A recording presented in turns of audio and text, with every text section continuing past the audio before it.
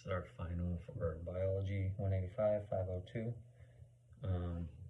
Public service announcement, right? Today we're going to talk about China White. China White, it's a very potent drug which made its debut to the public in the early 70s. It's been responsible for many overdose deaths. China White was first synthesized in the early 1960s by a company called Janssen Pharmaceuticals, located in Belgium. Initially, it was created as a designer drug with a very similar molecular structure to fentanyl, but with more than twice the potency of fentanyl. The active compound in China White is alpha-methylfentanyl, so they just slightly tweaked the structure of fentanyl to create a cheaper, more potent drug. And it started to become abused because it was a lot cheaper and a lot more potent, which was a great alternative for other opioid users, mainly street heroin users and things of that nature. But China White, so it works by binding to your MU or your mu opioid receptors in the brain, which leads to hyperpolarization of the neuronal membrane, and it decreases excitability in the neurons, which reduces the perception of pain, and it alters the brain's response to pain. So this interaction also floods the brain with dopamine, and it gives you a sense of pleasure and euphoria, kind of feeling like getting a big old hug, a warm hug, which obviously these good feelings contribute to the drug's highly addictive properties. So alpha-methylfentanyl has many different effects on your whole body, including drowsiness. I'm sure some of you have heard of the fent fold, where you'll see people standing up and their body's literally folded in half. Looks like they're sleeping and standing up at the same time.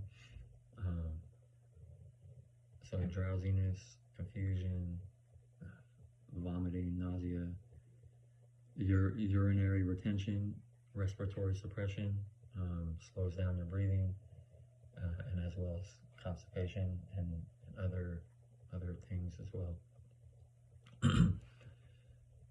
Alpha-methylfentanyl affects the endocrine system, and studies suggest that long-term use reduces bone mineral density and it increases the risk of osteoporosis. The long-term users are at a greater risk of falling and fracturing themselves. Their bones are a lot more brittle.